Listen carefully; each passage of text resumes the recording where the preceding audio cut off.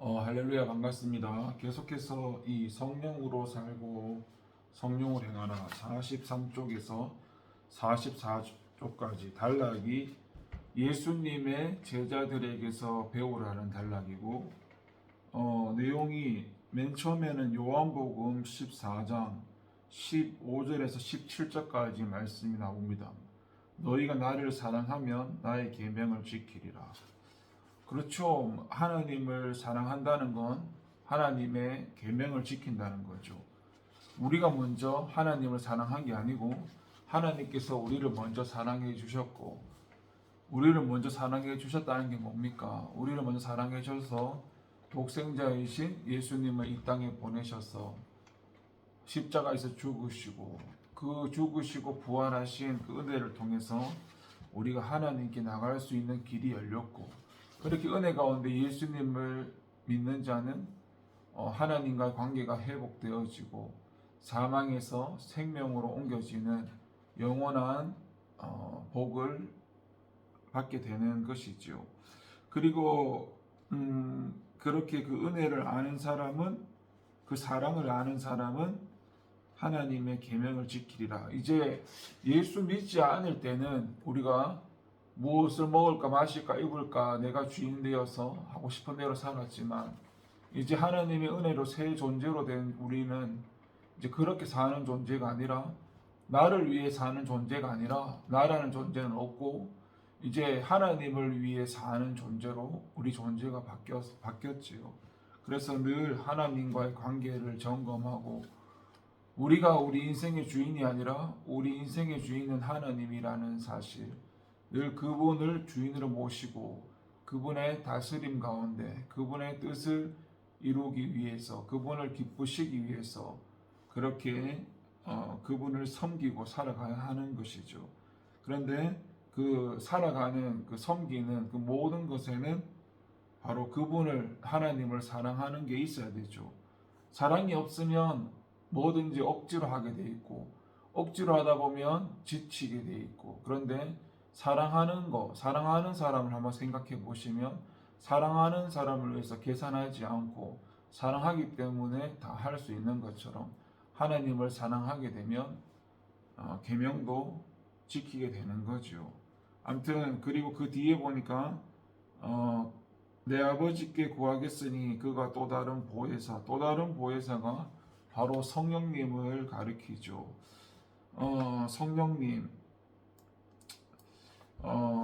그리스도의 영이신 성령님께서 또 어떻습니까? 성령님을 보내주셔서 그 성령님을 통해서 우리를 지키시고 보호하시고 인도하시고, 그렇게 그는 진리의 영이라 하십니다.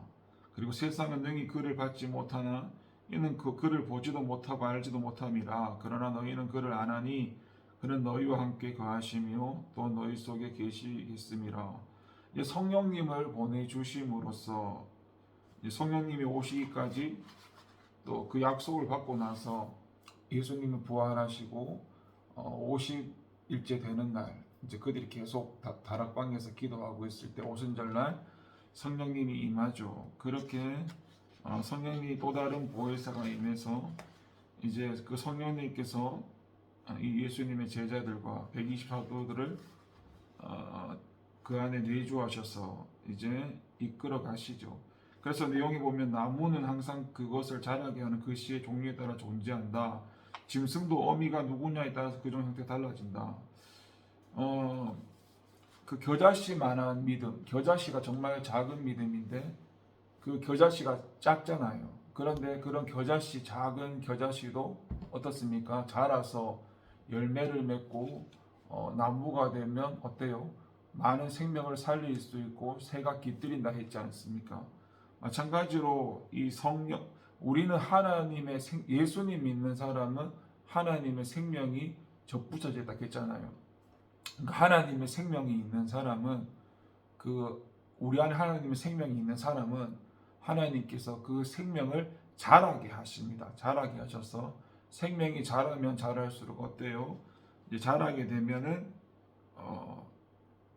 그 아까 겨자씨가 자라서 나무가 되는 것처럼 우리 생명이 흘러 넘쳐서 다른 생명을 살리게 되는 거지요. 그래서 예수님을 믿는 사람에게는 하나님의 생명이 있다라는 사실을 깨달으시고, 그리고 뭐 초대교회에 대해서 이야기하는데, 초대교회에서도 뭐 그 당시에 성령에 의해서 약속과 성정을 부여받았다. 그래서 오순절 시대로 되돌아가는 건 매우 중요한 일이다. 그 당시에 뭐 예수님 제자들이 이 오순절날 하나님의 약속을 기다리면서 성령이 임하고 기도하면서 사모하면서 그렇게 그 교회의 모습을 통해서 초대교회에서 오순절이 임하고, 그 사람들이 성령 받고 나서 뭐 했어요? 뛰쳐나가서 각 나라의 방언을 받고 오레레사라레카레, 주님은 예수님은 주님이시다, 예수님은 그리스도시다 막 외쳤지 않습니까? 그렇게 하나님의 약속을 받고 성령에 의해서 이제 교회가 성장되어져 가는 모습을 보였었지요. 그렇게 오늘날도 저와 여러분이 성령을 받고 성령의 충만함을 받고, 그렇게, 그래서 제가 저번에 얘기했잖아요. 성령의 충만함을 받는다는 게 충만을 받아서 우리가 주인 되는 게 아니라, 성령의 충만을 받으면 내가 주인 된 것에서 하나님의 주인이 되어서 그분이 이제 이끌어 가신 대로 가는 거. 그렇게 우리도 성령의 충만함을 받아가지고 주님께서 우리 각자에게 이끌어 가시는, 또 우리 교회에 이 교회를 세우신 하나님의 뜻이 있을 거 아니에요. 이 교회는 이 땅에 세워진 하나님의 나라라고 했지 않습니까? 그래서 이 땅에 세워진 하나님의 나라가 주님이 다시 오실 그날까지 하나님의 나라를 이루어가는 거지 않습니까? 그래서 주님을 모르는, 주님을 알지 못하는 생명들을 살리는 것이고, 그것도 주님의 뜻을 따라서 인도를 따라서 그렇게 복음의 생명이 흘러 넘쳐나가는 그런 교회가 되어지는 것이죠. 우리도 그렇게 그 당시에 제자들의 모습을 생각해 보면서 성령의 충만함을 받기 위해서 오늘날 저와 여러분도 하나님을 갈망하고 하나님을 사모하는 가운데 나가야 됩니다.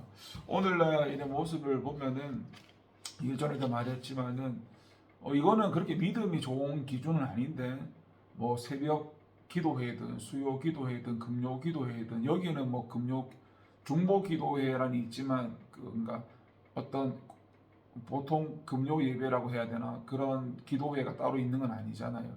보통은 뭐 새벽 기도회, 수요 기도회, 금요 기도회, 그 다음에 주일 공예배, 이렇게는 기본적으로 그게 믿음이라는 개념이보다도 예수님을 믿는 사람이라면 그냥 당연히 나가는 건데, 또 이렇게 말하면 여러분 기분 나쁠 수도 있겠지만 믿음을 떠나서 보통 그건 나가거든요. 참석을 하고. 왜냐하면은 그러니까 예수님 믿게 되면 자꾸 기도회 자리나 예배 자리 나가게 되어 있죠. 예, 그렇게 또 안 나간다는 건 뭐 그만큼 뭐 갈망하는 마음이나 사모하는 마음이 적지요.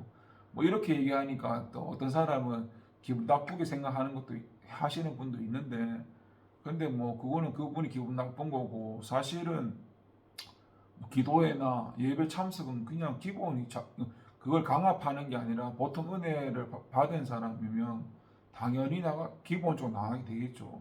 저는 뭐 또 저를 내세우는 게 아니라 예배 참석 기본 하면서 별도로 영성훈련을, 또 기도 5시간 뭐 100번 묻고 말씀 듣고, 이건 별도로 했는 거고, 기도회 참석은 기본으로 하는 거지요. 예, 아무튼 말씀을 정리해 봅니다. 예수님의 제자들의 모습을 떠올려 보면 우리가 그들처럼 하나님에 대한 갈망과 하나님에 대한 사모함이 있느냐는 것입니다. 그게 처음으로 나타나는 모습이 뭐 그 기도의 자리나 예배의 자리에 사람들이 없다라는 것은 그만큼 뭡니까?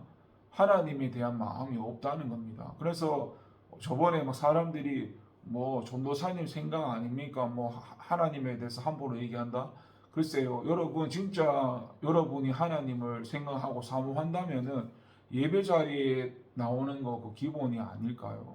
그게 기본이고, 그 이상도 정말 하나님이 알기 원하면 또 훈련도 하게 되고, 또 그 이상 이렇게 하나님에 대한 시간을 많이 쏟을 건데, 근데 말로는 뭐 하나님 어쩌고 하지만 우리가 그만큼 하나님에 대해서 갈망하지 않고 사모하지 않는다는 것은 그만큼 병들어 있다는 건데, 그만큼 자기 자신을 봐야 되는데 자기 자신을 보는 것도 쉽지 않고 자기 모습을 인정하는 것도 쉽지 않고, 아시잖아요. 창세기에서 그 아담과 하와가 자기 모습을 인정하던가. 인간이 타락한 인간의 본성은 자기의 잘못도 그렇게 쉽게 인정하지 않고 인정하고 싶어 하지도 않습니다. 자기의 모습을 인정하는 게, 인정해야 무슨 변화의 출발이 일어나지. 뭐 기분 나쁘다고 이야기하면서, 최근에 내가 이 하나님 은혜 가운데 처음 예수 믿고 뭐 알게 된 사람들 중 가운데 얼마 전에 이제 또 연락이 오셨더라고요. 연락이 오셔가지고 전도사님 저를 위해서 기도 좀 해주세요. 연락이 오셔가지고 자기의 문제가 뭔지, 어제 또 연락 오셔서 전도사님 저를 위해서 기도하고 있습니까? 물으시더라고. 제 문제는 무엇일까요? 물으시길래 제가 뭐 거짓말 안 치고 있는 사실을 말했습니다. 예, 집사님 문제는 성경의 하나님을 믿지 않는 게 문제입니다. 뭐 사실대로 이야기했죠. 있는 그대로 말씀드렸는데 뭐 제가 말했는 말이 뭐 기분 나빴는지 화가 났는지 뭐 이유는 모르겠지만 말씀이 없고 아무 응답이 없으시더라고요. 사람이란 게 그래요. 그냥 그분은 자기를 위해 기도해달라면서 뭐 다른 어떤 걸 생각했는지 모르겠지만 정말로 그 사람이 성경의 하나님을 믿지 않는 게 문제인데, 그것을 이제 정확히 진단을 해줬으니까 자기가 원하던 그런 대답이 안 오니까 뭐 그거 듣기 싫겠죠. 아무튼 말씀을 정리하자면, 우리가 예수님의 제자들처럼 정말로 하나님을 사모하고 갈망하는 마음이 있는데 돌아봐야 됩니다. 그리고 합리화하거나 핑계 댈 생각을 하지 말고 인정하고 회개하는 자만이 발전하는 사람입니다. 기도하겠습니다. 하나님 아버지, 감사합니다. 예수님의 제자를 통해서 하나님을 갈망하고 사모하는 마음이 우리 속에 있는지 돌아보게 하여 주시고, 다시 한번 주님을 사모하고 갈망하는 마음 가운데 살아가게 하여 주시옵소서. 감사드리고 예수님 이름으로 기도합니다. 아멘.